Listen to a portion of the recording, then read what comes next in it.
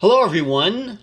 This is a video, what you might call a diagram for the disappearance of Suzanne Lyall, as I've been talking about several times recently, both on the live show and on the episodes. I'm going to be going back through all of Unfound's disappearances going way back to the beginning, September 2016, and looking at disappearances to see if doing a video like this one would be more helpful for all of you to better understand these particular disappearances. As you would suspect, there are disappearances where I don't think a video is going to add much to the understanding of the disappearance, but there are many that we have done I think that would be helpful, and I did not do videos for them back at the time. Making videos for disappearances is somewhat maybe of a new thing, and I've got more comfortable doing it. I have an idea of what I want to say and what I want to show. I'm getting a better handle on all of that, something that I did not have early in Unfound's existence. So now I'm taking the opportunity to go back and do videos for some of those first disappearances that we covered. And I'm guessing that the videos that you will be seeing coming out will be mainly in those first couple of years of Unfound's existence, so 2016, 2017, into 2018. And I've already made a list of those disappearances, and it's quite a few. Not all of them, but quite a few of them. And I'm starting at the beginning, and so since Suzanne Lyall's disappearance was the first disappearance we ever covered on the program, it would make sense then to start there, and hers at least does lend a little bit to doing a video and showing you some things regarding that. Back at the time, I did make just a regular map, a JPEG picture map for it, but I did not do a YouTube video. In fact, the YouTube channel for Unfound didn't even exist back then. So here we go. What you are looking at is the SUNY campus, State University of New York at Albany campus. This is what they call, and you can see their Collins circle. This circle is about 500 feet in diameter, just to give you an idea of the size of this area. What you're looking at, the red dot, is the bus stop where Suzanne was let off the bus after coming home from work the evening that she disappeared. Once again, this is called, this little road here is called Collins Circle. The bus would have come in here. I'm taking for granted that it would have come around this way, and the bus stop, there's like a little sign there. You can't see it because it's covered up with the red dot and this marker, this like target marker right there as well. But there is a bus stop marker right there where she would have gotten out. These blue dots are signifying is this is the way most likely she would have walked. This is her dorm at the time. So it's right there. From here to the dorm, just from the bus stop to the dorm is only about 200 feet from the wall of the dorm. But I don't know. I've never been there. I don't know if you have to walk into the inside, into this courtyard to get inside the dorm. Is there an entranceway from the outside, like on the outside of these walls? I don't know. But it's not a very long walk. You will see this parking lot right here where the bus stops. I believe this is the parking lot, if you will remember, that eventually her name tag was found from her job, was found later. And it is believed what happened, I think this is the way that Mary explained it back then 4 years ago, is that she believes that at some point after Suzy got off the bus, and we'll get into that in a second, but somehow the name tag fell off a piece of clothing or something, and then there was snow. Plows went in here, moved all the snow out of the way, and then when the snow thawed, the name tag was left behind, and I believe it was found like on the edge of this parking lot somewhere. I forget how long later, but it was not like the next day. It was days or weeks later when her name tag was found. Now, what does this tell us?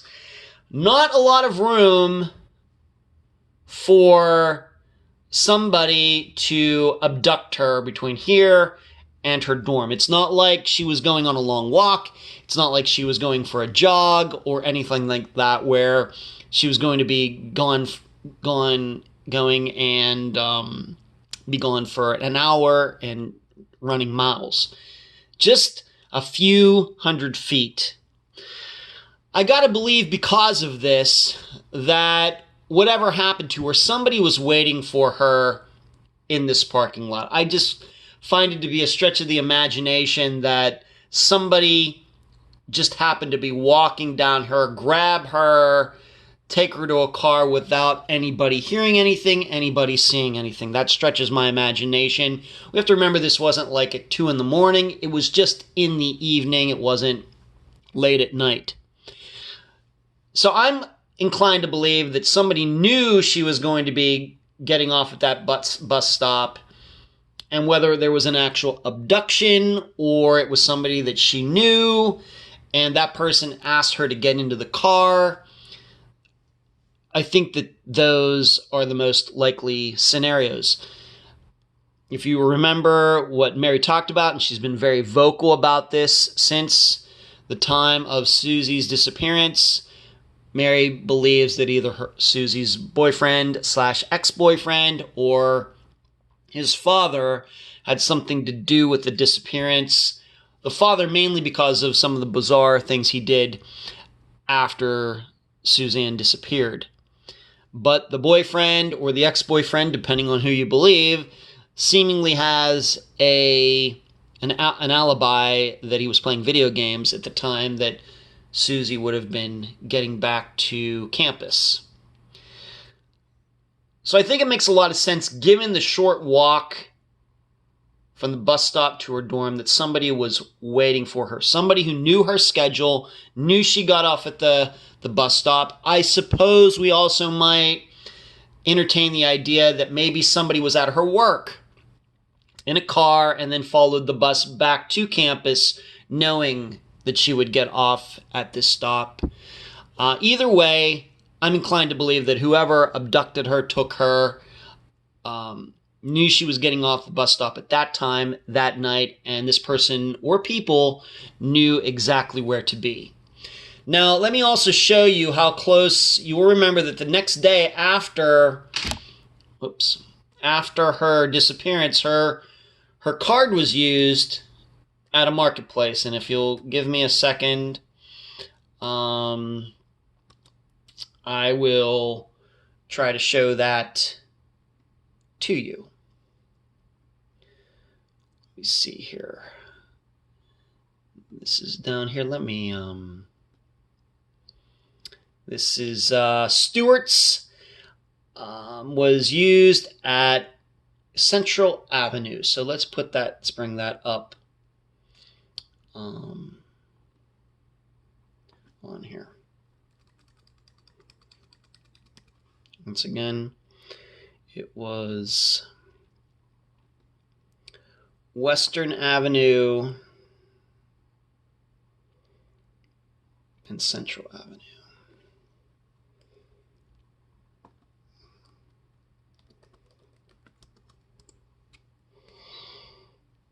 Okay, so now you can see, let me just move this a little bit. There you go. Way down now in the right-hand corner, you can see where the Stewart's shop is, where her card was used. You will see that according to Google, this is a 56-minute walk. If I were to change this over to a car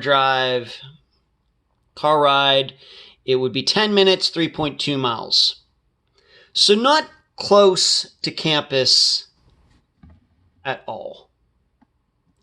Somebody could have walked it, and maybe if we're to believe that nothing really happened to Suzy, she walked off on her own.